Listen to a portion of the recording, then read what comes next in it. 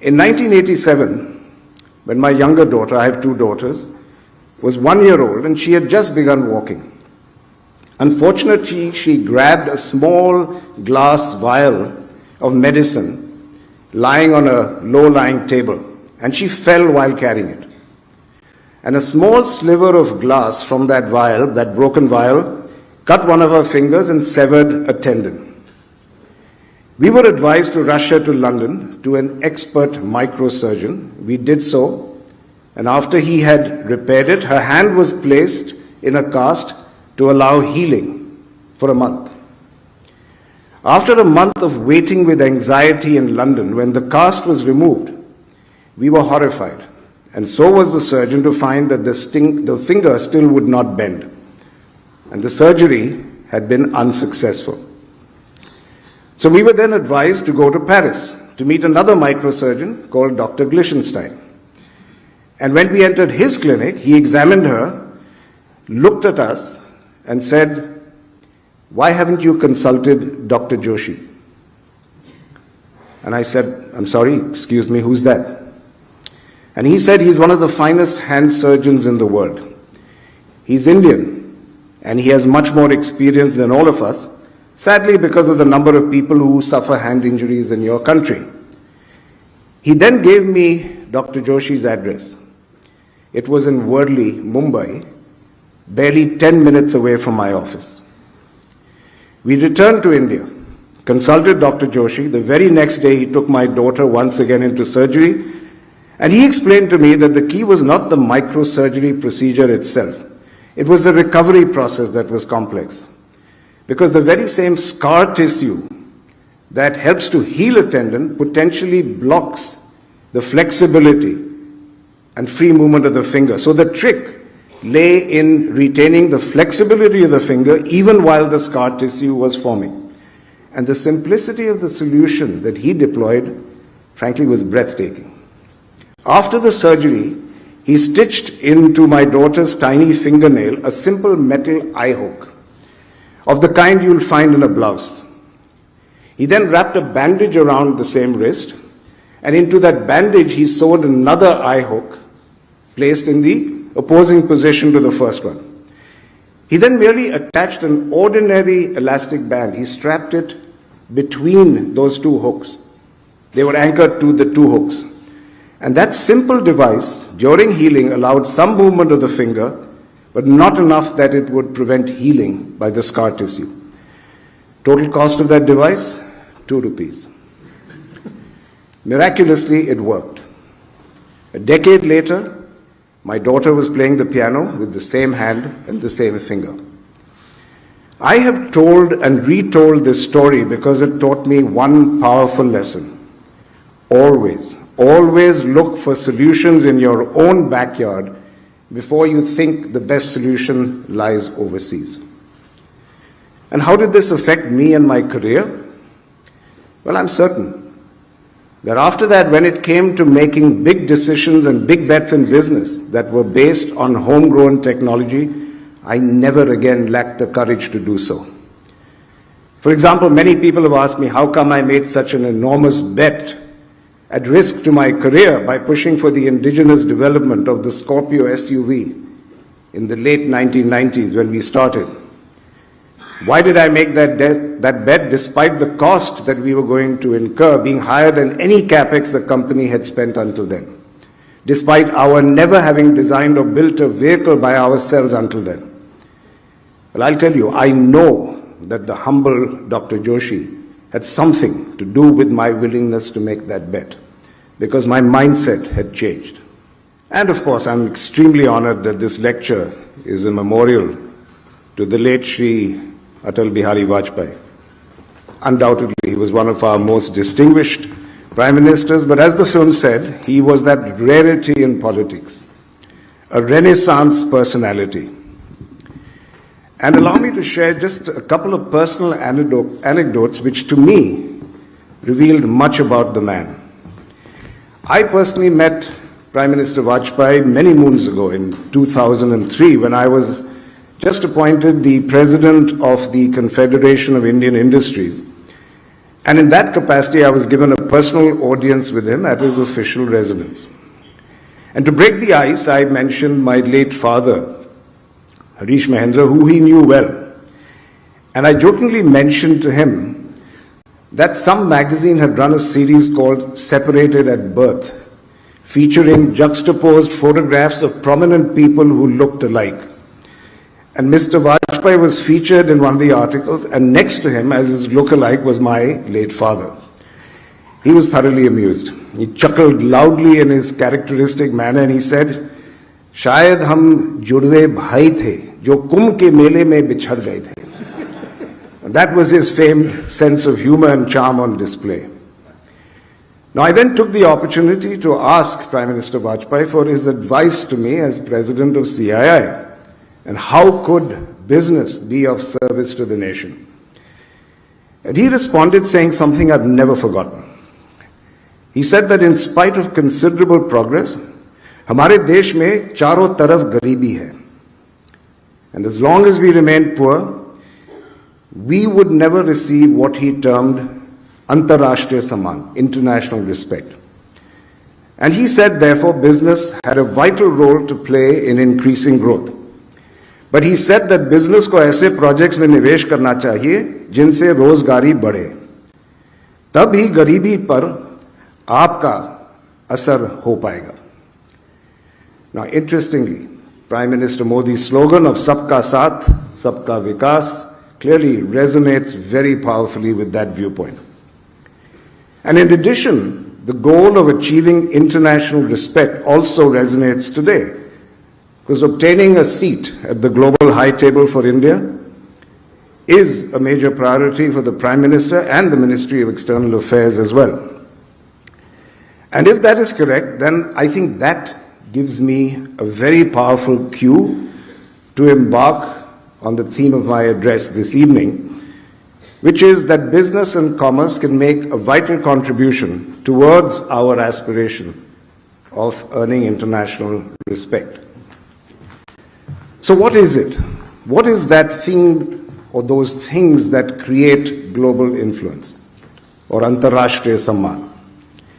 Now, there's reams of scholarly literature on the subject, but Secretary Quatra again told me that the last thing they were expecting from me was an academic dissertation. So please do not expect quotes from Max Weber or Hegel from me today. And I'm going to take a far more practical approach. Let me look at the country which, for better or worse, is regarded as the most powerful and influential nation in the world today, the United States of America. And I believe there are three self-evident pillars to America's global position of power. One, world-leading military might. Second, unparalleled soft power and influence across the world. And three, a dominant role in the world economy which embraces the power of American businesses. So I ask, could this inspire a template for our own journey? Can we create a three-pronged approach that is uniquely Indian and will earn us Antarashtriya Samman, or international respect? Now, from his actions, it's clear that Prime Minister Modi has understood the importance of all three prongs, and he's working feverishly on all fronts.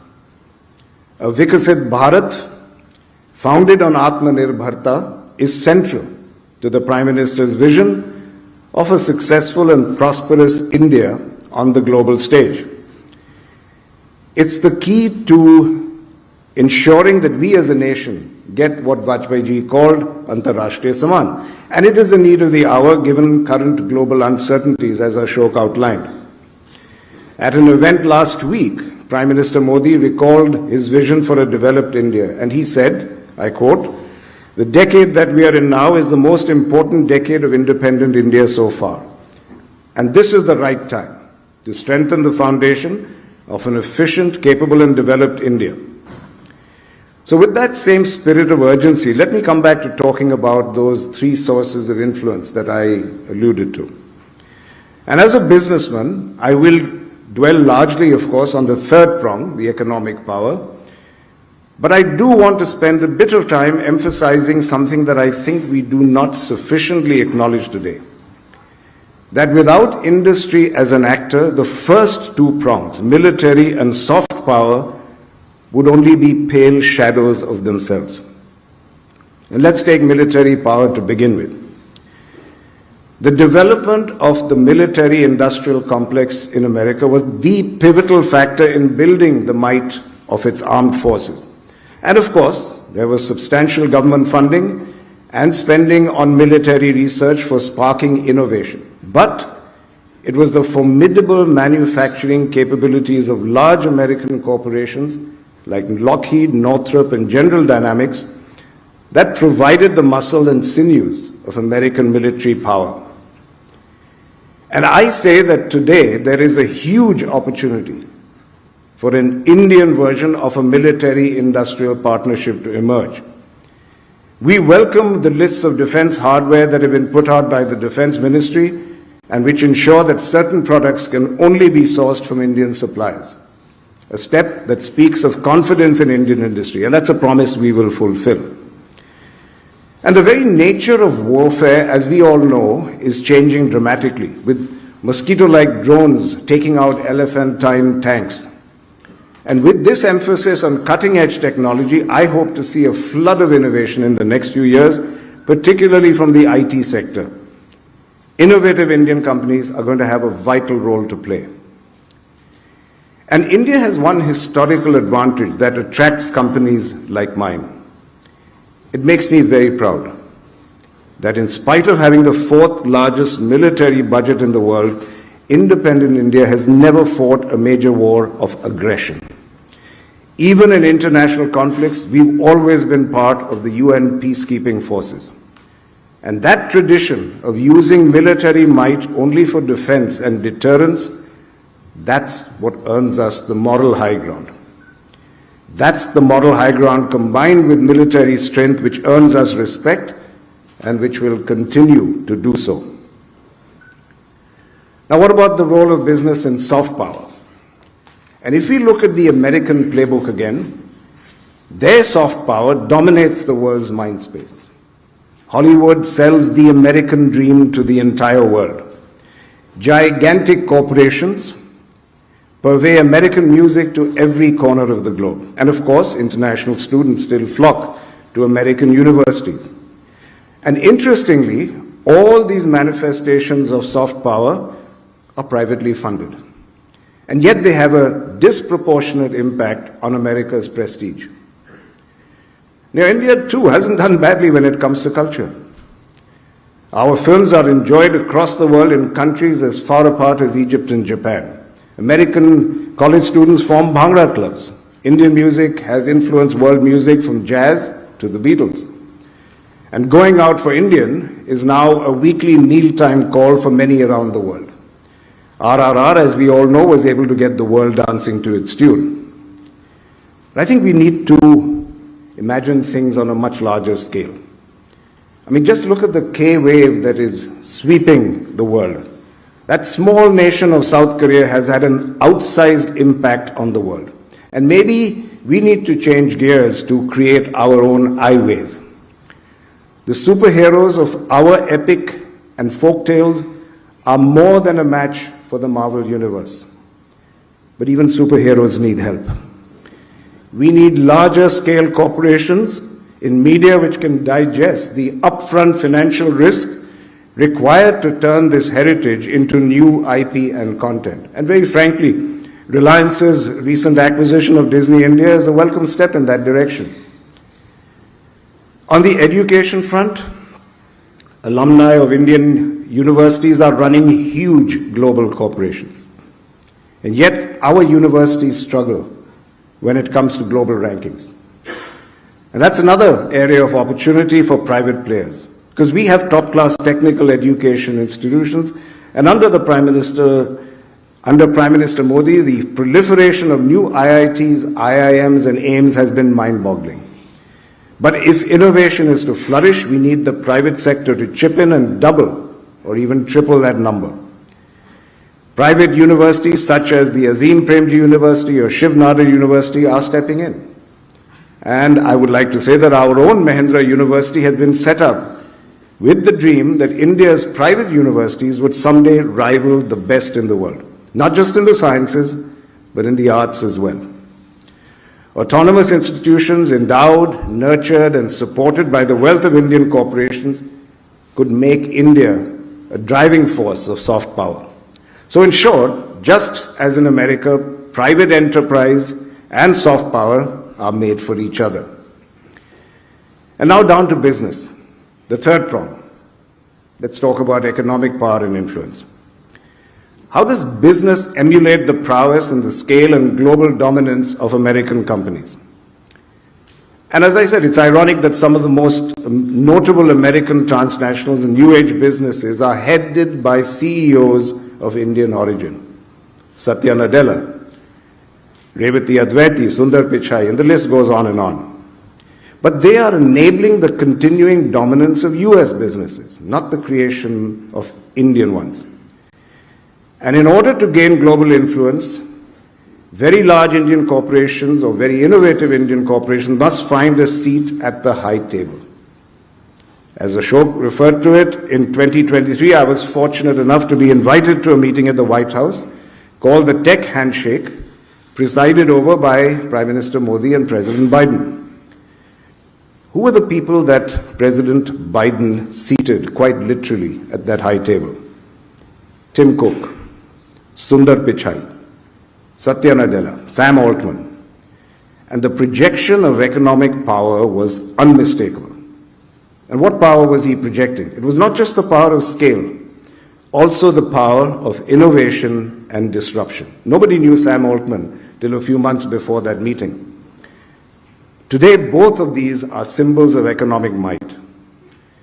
And there's a story about how once President Nixon jokingly offered a world leader any of his generals in exchange for one of their star generals. And in response, that head of state said, "I would like General Electric, General Dynamics, and General Motors." Now, this story itself may be apocryphal, but it underlines the fact that the success of business domestically and globally contributes to the respect, the Antarashtriya Samman with which a country is viewed. And what do we need to do to develop this kind of muscle? And you're probably expecting me at this point to launch into a long list of demands. But before we make demands of the government, we in industry need to take a long, hard look at ourselves. I believe there are two important preconditions for Indian industry to get a seat at the global high table, and that has nothing to do with the government or anyone else. They're about our mindset. There are two things we need to make it big: lofty aspirations and strong self-belief. And I claim that we were robbed by the shackles of our colonial past of both those attributes. Now, I'm not here to indulge in a diatribe against the economic evils of colonialism or to hark back to the glories of pre-colonial India. I'm not here to calculate and catalogue the depredations of the British Empire and how we were robbed. To my mind, the real cost of colonialism is what I called post-colonial subservience disorder, or to coin an acronym, PCSD. The most prestigious legacy for them, but the most pernicious for us, was the colonization of our minds, impeding us from believing that India could be the best. Now, having studied filmmaking, I think more in terms of imagery and storytelling to express a point. So please do indulge me as I go into some flashbacks and share some personal memories of PCSD. I went to a high school in South India, from where I gave the Indian School Certificate Examination in 1970. And yet, until then, until 1970 at least, all the examination papers, save for Indian languages, were set in England. and shipped to us from there. Now, they were placed in a very large iron safe, and it was locked. It was placed on the stage in a very large hall. And at that point, the headmaster would come in, walk onto the stage, and with great gravitas, he would open the safe. He would take out the papers from there, which were set and sent to us from England, and he would then distribute them to all the nervous children in front.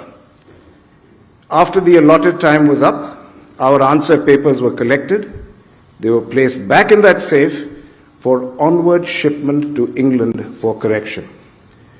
And it's almost inconceivable to imagine that this was happening even 23 years after independence. And let me emphasize, my school was not a private school or run by missionaries. It had been taken over by the Indian government in 1949 and came under the purview of the HRD ministry. And that exam, the ISC, was conducted in a similar manner in all Indian schools that offered the ISC. Please try to imagine the subliminal messages being transmitted to the young minds in that hall. That we Indians were not competent enough to correct our own examination papers, let alone set them. And frankly, I was blissfully unaware of the insidious effect that scenario was probably having on my psyche. We were invisibly being robbed of self-belief, which is the foundation stone for the innovation that is so vital for the rise of a resilient and resurgent India. Now, restoration of my self-belief for me came in an unexpected and equally impactful manner through another personal experience much later. Indulge me again, please, as I share that story. In 1987, when my younger daughter, I have two daughters, was 1 year old and she had just begun walking. Unfortunately, she grabbed a small glass vial of medicine lying on a low-lying table, and she fell while carrying it. And a small sliver of glass from that vial, that broken vial, cut one of her fingers and severed a tendon. We were advised to rush her to London to an expert microsurgeon. We did so, and after he had repaired it, her hand was placed in a cast to allow healing for a month. After a month of waiting with anxiety in London, when the cast was removed, we were horrified, and so was the surgeon to find that the finger still would not bend, and the surgery had been unsuccessful. So we were then advised to go to Paris to meet another microsurgeon called Dr. Glichenstein. And when we entered his clinic, he examined her, looked at us, and said, "Why haven't you consulted Dr. Joshi?" And I said, "I'm sorry, excuse me, who's that?" And he said, "He's one of the finest hand surgeons in the world.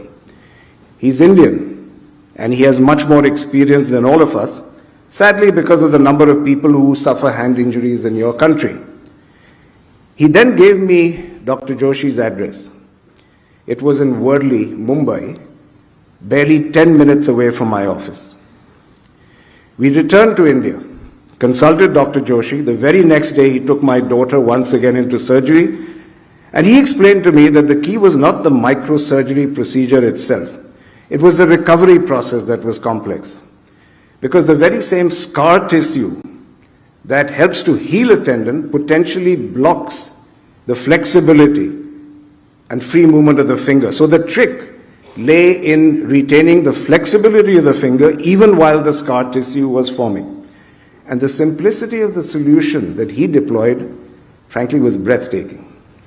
After the surgery, he stitched into my daughter's tiny fingernail a simple metal eye hook of the kind you'll find in a blouse. He then wrapped a bandage around the same wrist, and into that bandage he sewed another eye hook placed in the opposing position to the first one. He then merely attached an ordinary elastic band. He strapped it between those two hooks. They were anchored to the two hooks. And that simple device, during healing, allowed some movement of the finger but not enough that it would prevent healing by the scar tissue. Total cost of that device, 2 rupees. Miraculously, it worked. A decade later, my daughter was playing the piano with the same hand and the same finger. I have told and retold this story because it taught me one powerful lesson. Always, always look for solutions in your own backyard before you think the best solution lies overseas. And how did this affect me and my career? Well, I'm certain that after that, when it came to making big decisions and big bets in business that were based on homegrown technology, I never again lacked the courage to do so. For example, many people have asked me how come I made such an enormous bet at risk to my career by pushing for the indigenous development of the Scorpio SUV in the late 1990s when we started. Why did I make that bet despite the cost that we were going to incur being higher than any capex the company had spent until then, despite our never having designed or built a vehicle by ourselves until then? Well, I'll tell you, I know that the humble Dr. Joshi had something to do with my willingness to make that bet, because my mindset had changed. Let me now move on to the second assault of colonialism on our psyche, which was on our aspirations. We were fed the story that we were second-rate. And as a result, even today, much of Indian business tends to stick to the safety of the shore. Prime Minister Modi fully understands this. When I met him almost 2 years ago to introduce him to Dr. Anish Shah, our group CEO, Anish asked the Prime Minister what advice he would give to him as a newly minted CEO. And the PM was extraordinarily frank in his response. He put it simply. He said, Indian industry is not ambitious enough. We aren't daring to think at a global scale. And he said, for example, given the scale of construction projects being implemented across this nation, why isn't an Indian construction company amongst the largest in the world? Why isn't an Indian accounting firm one of the big four, even though the big four are full of Indian talent? And looking clearly at us, he said, why aren't Indian auto firms targeting to be amongst the top 5 globally? Why not, indeed? His words were undoubtedly accurate. How many of us in business truly think about global leadership when we launch new ventures or when we formulate plans for existing businesses? To be honest, only a handful of companies, notable companies, have shown the gumption to take on world-scale projects. We need many more to find that path and to follow their lead. The private sector is lagging when it comes to risk and investment. We spoke about this, Ashok, just before coming here. Our recent growth has been disproportionately fueled by government investment. But as the Finance Secretary recently said, and I quote, there are limits to the government's ability to keep expanding capital expenditure investment. It cannot be a continuous substitute for the private sector. So what is the reason for the wariness of the private sector? And I'm not sure it's a resource problem. I think it's a problem, again, of mindset, of risk aversion, of lowered aspirations. PCSD, post-colonial subservience disorder, shackles us with invisible handcuffs that we don't even realize are there. It shakes our self-belief. It waters down our aspirations. And in business, it makes us risk-averse, sticking to the tried and true rather than blazing new paths. It makes us fear failure. It makes us settle for jugaad when we are capable of jackass. Jackass is a Maharashtrian colloquial word which means wow.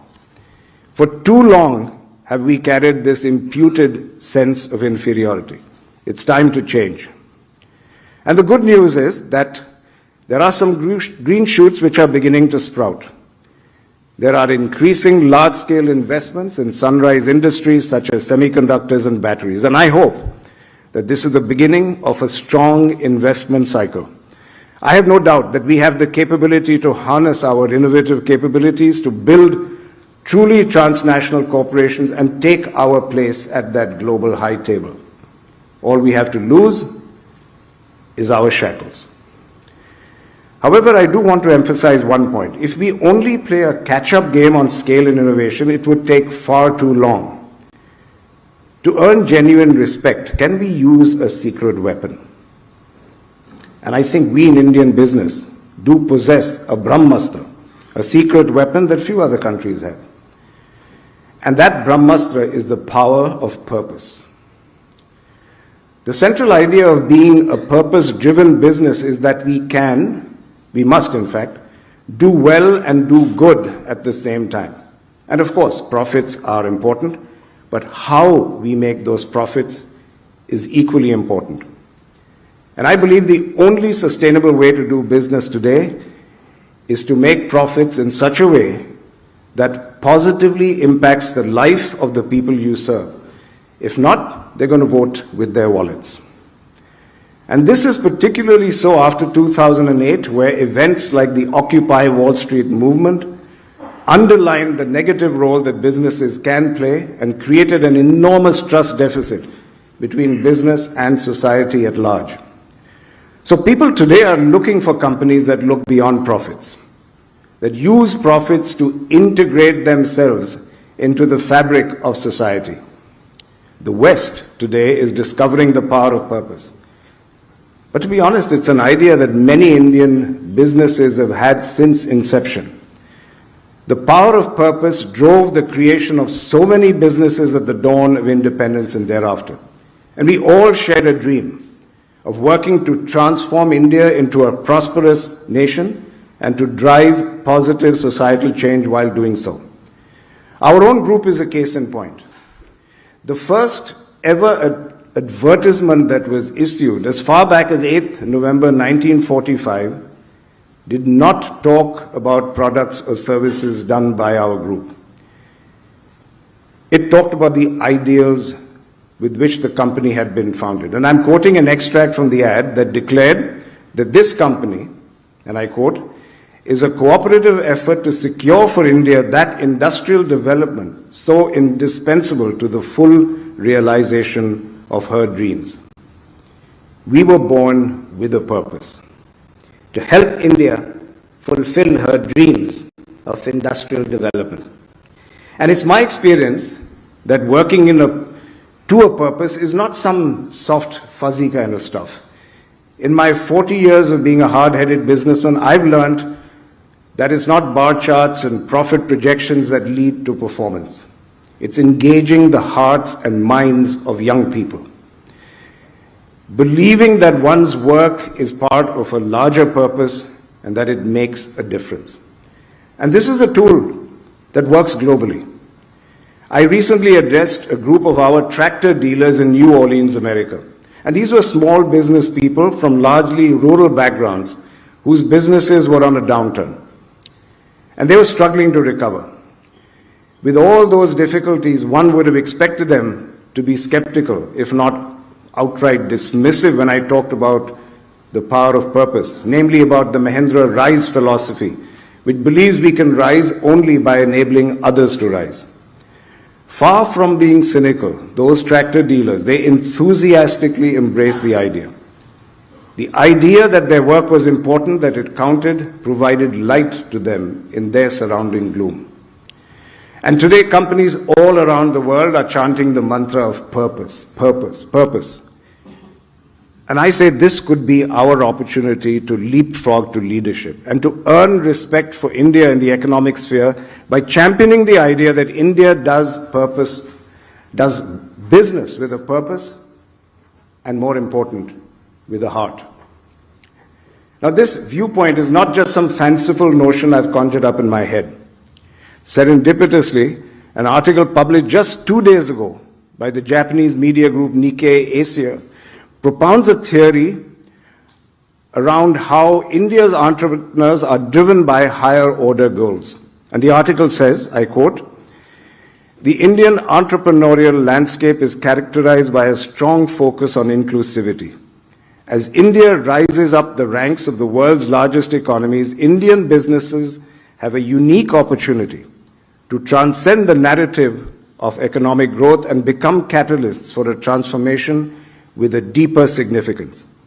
Indian business could be an agent for positive change for society and the environment as a whole. So I rest my case. Finally, and I said I would come to this, what do we need from the government to capitalize on all these advantages? Just by having me here, Minister, Secretaries, I believe that you have underscored the importance of a strong partnership between government and business. And I'd like to drive home how fruitful that partnership can be and how we can make it an enduring one. I'm advocating for a government partnership with Indian companies in three major areas: scale, innovation, and global reach. Korea and Japan helped their companies to build scale through industrial policy and protectionism until their companies reached scale to go global. That is not a path India chose, and I'm glad we didn't. But we do need nurturing and incentivization for scale. Not through protectionism, but support for a limited time horizon. And the PLI schemes, the productivity-linked incentive schemes, are on the right path, providing a runway for businesses to foray into new sectors and industries. Now, there have been some questions about the scheme, but learnings and tweaks are welcome. I just say, let us not throw out the baby with the bathwater. I say unequivocally that the PLI scheme has given us the courage to build capacity. And I'd argue it's a very powerful instrument of partnerships. Schemes can't last forever, and that's a good thing. But can we spread it wider? Can we spread the reach of PLI schemes to cover larger sections of industry? We also need government support to tackle the root causes that affect our competitiveness. Our manufacturing costs are unnecessarily high, land costs, utility costs, logistics costs, all of these contribute to our lack of competitiveness. I appreciate that measures are being taken. In fact, ports are showing the way. I understand that Indian ports now have an efficiency close to the best in the world. Gati Shakti is another great beginning. But logistics is such a major part of our cost structures that ye dil mange more. More focus on improving cost structures, more advances on the ports model will have a multiplier effect on industry. Next, when it comes to innovation, the government's initiatives in setting up the India Stack and the NPCI's payment rails are game changers. And they've already provided industry with efficiencies that deliver tangible value. More innovations like these, for example, in real estate, regulations, judicial reform could release even more value. Another area to exploit is the natural porosity between government-funded research and its impact on industry and civil society down the line. The Internet, after all, was a US government-funded project at the time of its conception. Today, it lodges in every home. Similarly, LEDs, microchips, and many more ideas were first funded by the US government. Our institutions of higher learning and research could do with much more government funding to generate such seminal innovations that can eventually be commercialized. But India spends a much lower share of its GDP, less than 1% on R&D.